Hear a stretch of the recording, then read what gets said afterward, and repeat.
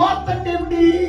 సువార్త అంటే దేవుడు మిమ్మల్ని ప్రేమిస్తున్నాడు. సువార్త అంటే ఏమి చెప్పండి? దేవుడు మిమ్మల్ని ప్రేమిస్తున్నాడు. దేవుడు మిమ్మల్ని ప్రేమిస్తున్నాడు. దేవుడు మీకోసం మనిషి రూపంలో భూలోకానికి దిగి వచ్చాడు. ఆయన పేరు యేసు.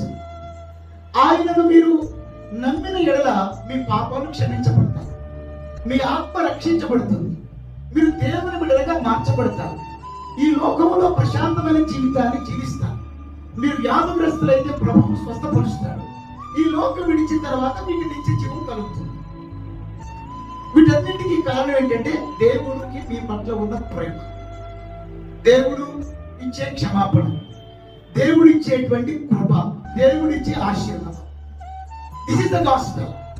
ఇదే సువార్త అన్నమాట. కాబట్టి ఈ సువార్తలో మెయిన్ కాన్సెప్ట్ ఏంటంటే గాడ్స్ లవ్, దేవుని ప్రేమ. ప్రేమతోనే కదా దేవుడు భూలోకానికి నుంచి మనిషిగా వచ్చింది. ప్రేమతోనే కదా మన కోసం ప్రాణం పెట్టింది. ప్రేమించబట్టే కదా మనం క్షమించింది. ప్రేమించబట్టే కదా మనం రక్షించేది. ప్రేమించబట్టే కదా మనం ఆస్వాదించేది. ప్రేమించబట్టే కదా మనం స్వస్థపరిచేది. ప్రేమించబట్టే కదా మన అక్కర్లను తీర్చేది. ప్రేమించబట్టే కదా మనందరినీ ఆయన తన బిడ్డలుగా స్వీకరించింది. కాబట్టి సువార్త అంటే దేవుని ప్రేమ.